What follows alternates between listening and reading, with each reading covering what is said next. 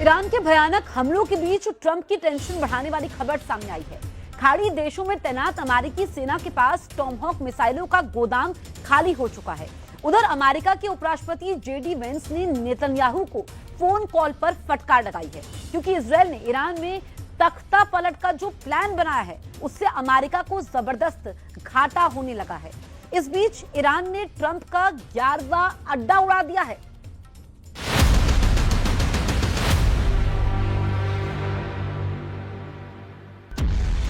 They are negotiating, by the way, and they want to make a deal so badly, but they're afraid to say it. I want to take down that power plant, that very big, powerful power plant. They can't do a thing about it.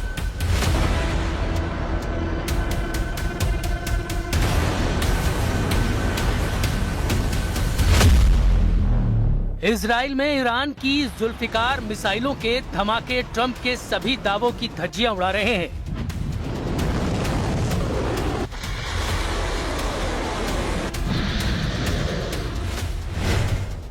Bahrain में 154 मिसाइलों और 362 drone का तहलका super power के युद्ध जीतने के दावे को चकनाचूर कर रहा है।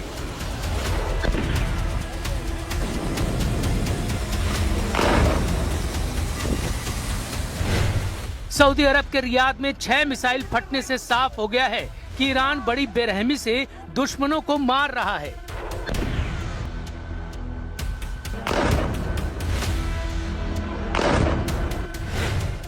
इजराइल के डिफेंस मिनिस्टर का यह बयान कि उनकी सेना 900 दिनों से युद्ध करते करते थक चुकी है, नेतन्याहू की टेंशन बढ़ा रहा है।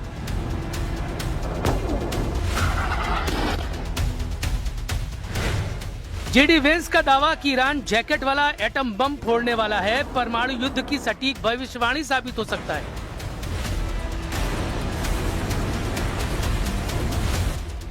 यही होता है युद्ध भड़काने का खामियाजा। दुश्मन को कमजोर समझने से खुद की करारी हार के बढ़ जाने का खतरा। ट्रंप और नेतन्याहू को जोरदार झटके लग रहे हैं। ईरान तनकर युद्ध में खड़ा है। खाड़ी देशों की जमकर पिटाई ने, इजराइल में मची तबाही ने, अरब वर्ल्ड में अमेरिकी अड्डों की बर्बादी ने युद्ध को सबसे भयानक दौर में घसीट लिया है। अब ईरान की मिसाइलों का जोर दिख रहा है। अब ईरान के क्लस्टर बमों का शोर उठ रहा है। ईरान ने पेच कसकर रखा है। हर दिन पेच पर प्रेशर बढ़ता जा रहा है। ईरान ने यह भी साफ कर दिया है कि वो युद्ध में किसी की मदद नहीं ले रहा है। रूस पर ईरान की मदद के जो आरोप लगाए गए उसे भी सर्गेई लावरोव ने खारिज कर दिया। Соглашение о военно-техническом сотрудничестве. Мы поставляли в Иран определенные виды продукции военного назначения, но мы не можем согласиться с обвинениями в том, что мы помогаем Ирану. ऐसा बिल्कुल भी नहीं है कि लड़ाई एक तरफा है। ईरान से ज्यादा बारूद इजराइल इस्तेमाल कर रहा है, मगर ईरान का क्लस्टर अटैक उसे भारी साबित कर रहा है। इजराइल के आसमान में क्लस्टर वॉरफेयर चल रहा है। इजराइल के सभी एयर डिफेंस सिस्टम क्लस्टर की काट नहीं तलाश पा रहे। असल में जब ईरान से मिसाइल लॉन्च होती है तब इजरायली रेडार उसे सिर्फ एक ही टारगेट समझते हैं। इसके बाद एरो मिसाइल डिफेंस सिस्टम हो या फिर आयरन डोम तुरंत एक्टिवेट हो जाते हैं। लेकिन 23,000 फीट की ऊंचाई पर अचानक सब कुछ बदल जाता है। मिसाइल अचानक आसमान में फटती है और उसके अंदर से 80 बमों की बौछार हो जाती है, जिससे डिफेंस सिस्टम को उन्हें इंटरसेप्ट करना बहुत मुश्किल होता जा रहा है। ईरान जब हवाई युद्ध में इजराइल अमेरिका के होश उड़ा रहा है तो जमीन की लड़ाई में क्या होगा समझना मुश्किल नहीं। ईरान ने धमकी दी है दुश्मन जमीन पर जंग शुरू करे, यही तो वो चाहता है। ईरान के यूएन दूत अली बहरीनी ने दावा किया है कि ग्राउंड ऑपरेशन में दुश्मनों का टोटल सफाया तय है। Ready for any scenario, including any kind of ground operation. I think that is a place that we will be able to defeat them. And I think that would be one of the big mistakes if they take that decision. खाड़ी देशों में America के 19 सैन्य अड्डे सबसे घातक माने जाते हैं। इनमें से 13 को ईरान धुआं धुआं कर चुका है। जिससे अब ग्राउंड ऑपरेशन में ईरान की 6 लाख सैनिकों से टकराने के लिए अमेरिका इजराइल को पूरा जोर लगाना पड़ सकता है, क्योंकि खाड़ी देशों के अमेरिकी सैन्य अड्डों पर हथियारों का भी संकट बढ़ता जा रहा है। ईरान के हमलों में कुवैत में यूएस पोर्ट शुएबा, अली अल सलेम एयरबेस और कैंप ब्यूरिंग को भारी नुकसान पहुंचा है। ईरान की मिसाइलों और ड्रोनों ने कतर के अल उदैद एयरबेस के रडार सिस्टम को तबाह कर डाला है। बहरीन में ईरान के वन वे अटैक ड्रोन ने अमेरिकी 5th फ्लीट हेडक्वार्टर का कम्युनिकेशन सिस्टम जला डाला है।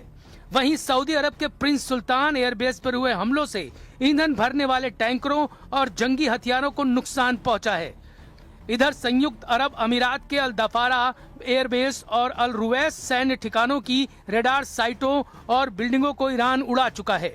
अमेरिका को ईरान में सबसे ज्यादा नुकसान ऐन अल असद और इरबिल एयरबेस पर झेलना पड़ा है। इसके साथ जॉर्डन में मुवफ्फाक अल साल्ती एयरबेस पर भी ईरान की बैलिस्टिक मिसाइलें गिरी हैं, लेकिन नुकसान की जानकारी अमेरिका ने जारी नहीं की है। 13 सैन्य अड्डों पर ट्रंप को अब तक $800 मिलियन के नुकसान का अनुमान लगाया गया है। इतना ही नहीं, युद्ध भड़कने से पहले अमेरिकी बेस पर 40,000 से ज्यादा सैनिकों की तैनाती थी, लेकिन ज्यादातर सैनिकों को शिफ्ट कर दिया गया है। युद्ध में जान का लाखों लाख डॉलर के नुकसान ने ट्रंप को ईरान के एनर्जी सेंटर पर हमलों की डेडलाइन बढ़ाने पर मजबूर किया। उन्हें उम्मीद है कि इसके बदले ईरान हॉर्मुज स्ट्रेट को खोल सकता है। They've been obliterated. Who would negotiate? They are begging to make a deal. We'll see if we can make the right deal. And if they make the right deal, then the strait will open up. Hormuz Strait will open up. Trump की उम्मीदों पर Iran बारूद बरसाने का बंदोबस्त कर रहा है। हॉर्मुज के बाद ईरान दूसरे सबसे अहम ऑयल रूट को बंद करने की तैयारी कर चुका है। इसका जिम्मा ईरान ने यमन के हुथी लड़ाकों को सौंपा है।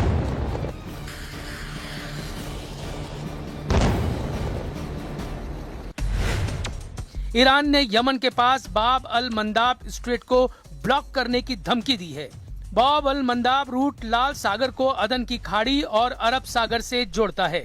ये स्ट्रेट दुनिया के महत्वपूर्ण कारोबारी समुद्री मार्गों में से एक है, जहां से यूरोप और एशिया में गैस और तेल की सप्लाई होती है।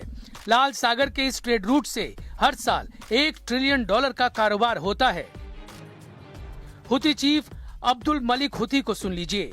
ईरान समर्थक लड़ाका ग्रुप के चीफ ने जिहाद का ऐलान कर दिया है। طاغوت العصر اليهود الصهاينة وذراعهم الأمريكي وأي تطورات للمعركة تقتضي الموقف العسكري سنبادر إلى ذلك بكل ثقة بالله سبحانه وتعالى। युद्ध में अब ट्रंप के लिए आफत ही आफत है। सबसे ज्यादा टेंशन तो ईरान के जैकेट एटम बम ने बढ़ा रखी है, जिसके खतरों को उपराष्ट्रपति जेडी वेंस ने ट्रंप को समझा दिया है।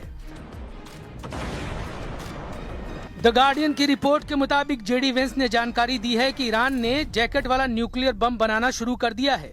यह आशंका इसलिए जताई जा रही है क्योंकि ईरानी मीडिया में उसके एनपीटी से बाहर निकल जाने की खबरें छप रही हैं। लेकिन क्या जैकेट परमाणु बम ईरान बना सकता है?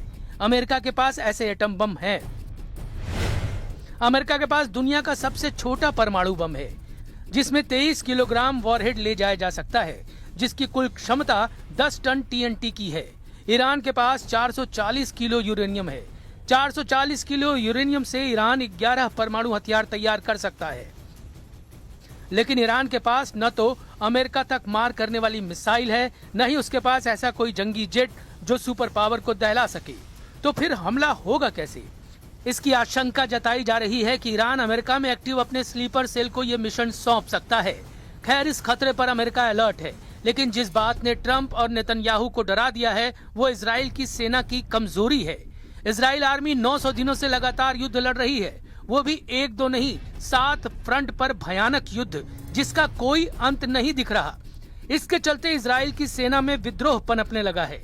ग्राउंड ऑपरेशन के करीब आकर अगर इजराइल के सैनिकों ने कदम पीछे खींच लिए तो अमेरिका कहीं का नहीं बचेगा। शायद यही वजह है कि ट्रंप नेटो और खाड़ी देशों के साथ संयुक्त सेना उतारने का प्लान बना रहा है।